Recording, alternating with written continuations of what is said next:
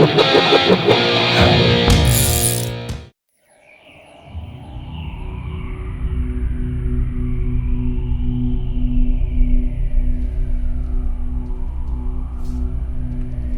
you know anything about me, then you know that I love role-playing games.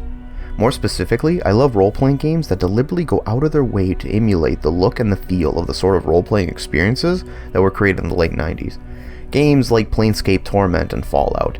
Games that put player choice and the resulting consequences of those choices front and center in their design, all while wrapping it around a narrative that's both interesting and memorable.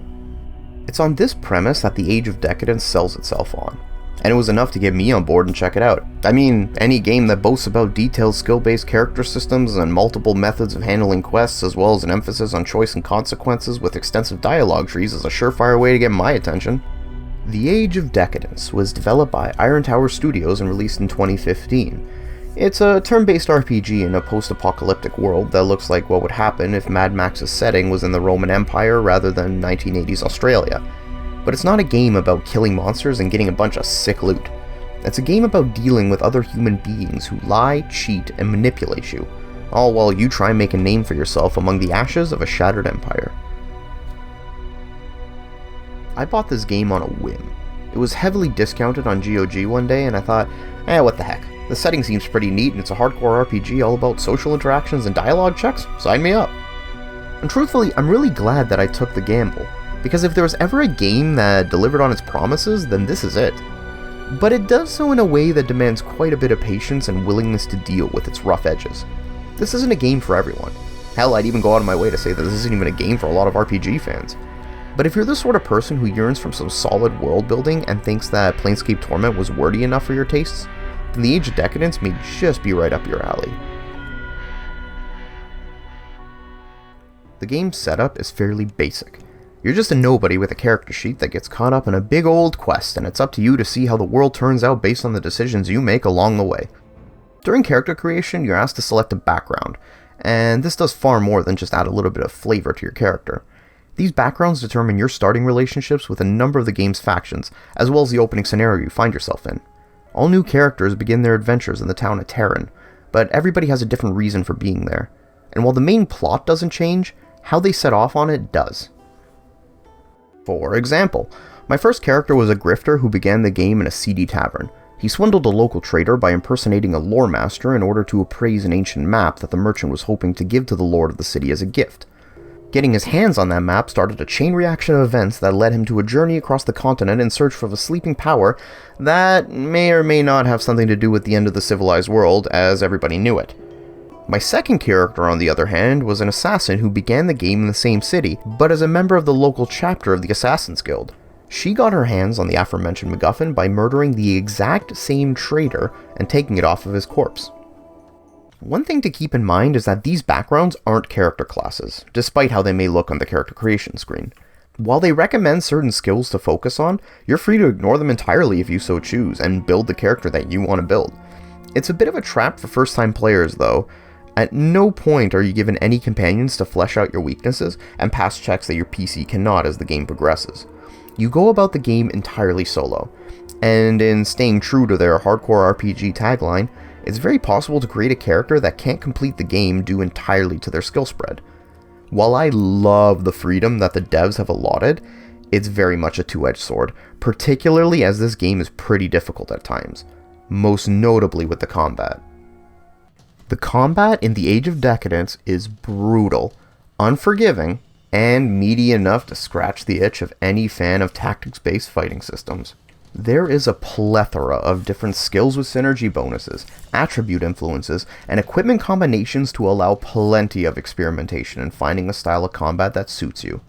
Not only that, but the nuances of different attack types, like aim strikes that increase the chances of critical hits and cause your enemies to bleed to death over a number of turns, or coating your weapon in poison to stack up extra damage ticks, keeps combat interesting and engaging. Positioning, attack type, hit chances, and criticals are all vital stats to keep an eye on in order to succeed in this game, which is thankfully laid out in plain sight with a quick reference box in the corner of the screen. Different attacks are better suited for different kinds of foes wearing different kinds of armor.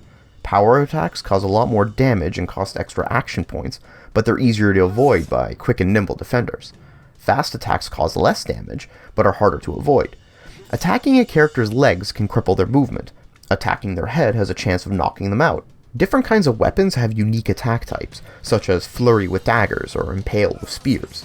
The devs put a lot of effort into creating a rich, tactical system that gives most any other RPG a run for their money when it comes to duking it out on a deep level. You're going to need to have a strong command of those tactics too, because death is going to be something that happens frequently. Too often does the RNG not go in your favor, and given the game's tendency, it's sheer glee at putting you up against odds that are unfair nearly all the time. Surviving combat is the biggest challenge that you will need to overcome. It's probably for that reason that the Age of Decadence actively encourages you to avoid combat as much as possible. It's brutal, and it knows it's brutal. It revels in its brutality. It revels in just how alienating this game could be if you haven't played an RPG that came out before the early 2000s. See, much like the game's setting, the Age of Decadence is a relic of a bygone age. It's a role-playing game made for fans of the unforgiving. It celebrates the fact that it will kick you down repeatedly, but it's not done to artificially inflate the game's length or pad out its content. Instead, it's a system designed to make you seek out alternative ways of approaching your goals. This is a game that takes a page straight out of the Black Isle Fallout games with a number of options available to finish most quests.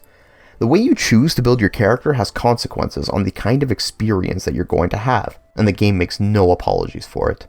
And I love it for that.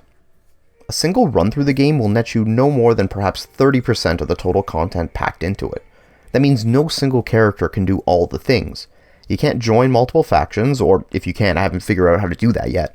You can't get all the side quests. Hell, you won't even be able to access some of the game's locations in a single run, as some of them have pretty strict prerequisites before they open up on your world map.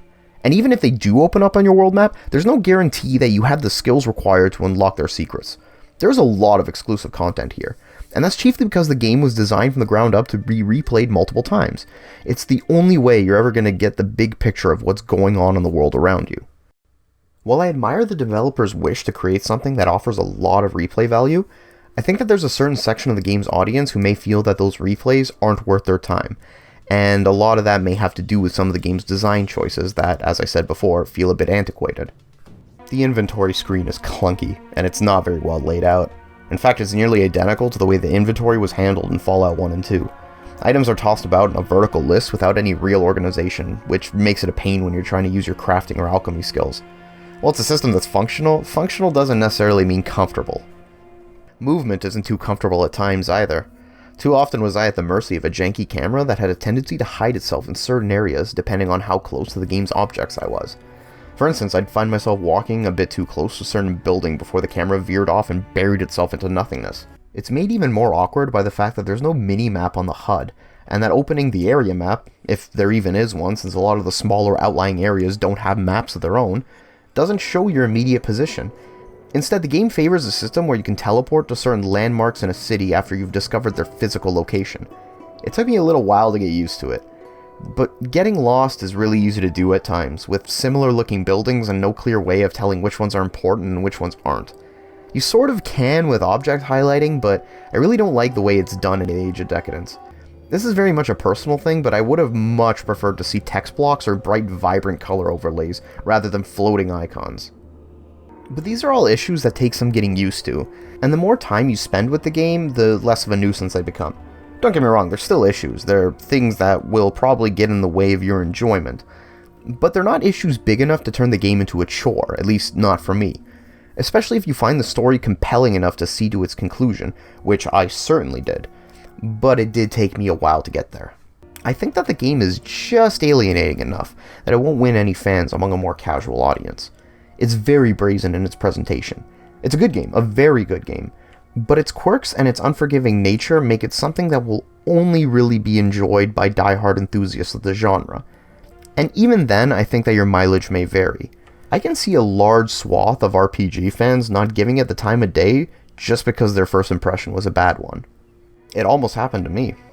It wasn't so much of a bad first impression as it was an unsatisfying one. When I finished the game with my first character, I thought that it wasn't particularly great. The lore was interesting enough, and I generally enjoyed working my way through the main storyline, but I felt it was too short of an experience and the quests given to me were extremely limited. I thought I was disappointed because I found myself unable to join any of the game's factions, which I admit was probably due to my own fault, but it nonetheless threw me for a loop. I had intentionally avoided combat, just like the game told me to do, and when I had finished it, clocking in at just under 5 hours of gameplay, my reaction to the whole experience was, that's it? However, the amount of content I missed was evident right from the get-go of my second run. This character, the assassin that I'd previously mentioned, proved to give me a much more satisfying experience. The game took me nearly 3 times as long to complete, with Terran alone taking me 3 hours to see the ending of the quest involving the Boatman of Styx and an opposing faction. In fact, now I want to go back and replay the game as that other faction just to see how the story will play out from the opposite side. And being able to hold my own against an opponent or two in combat helped me appreciate just how much work went into refining that system. The character was competent, but it was by no means a combat-oriented character. It made me appreciate the game so much more, and my opinion changed from it being a mediocre but serviceable role-playing game to one that I would heartily recommend to fans who take the genre seriously. I think that the Age of Decadence is marvelous. It is a fantastic example of a passion project from a group of developers that have created the sort of game that they themselves want to play. There isn't any escaping the fact that it's an indie game and that it has its share of problems. It's rough around the edges, and it's a niche even within the niche that it itself fills in the genre. But it makes no compromises in knowing exactly the sort of game that it wants to be. This is a role-playing game to its very core. It's a game where choices actually matter, and the meat of the game is storytelling and decision-making rather than needless grinding. If you're a fan of RPGs, and you can tolerate a game that is verbose, archaic, and unforgiving, then I urge you to give the Age of Decadence at least one playthrough. There's a lot of game there, if you give it the chance to prove itself to you.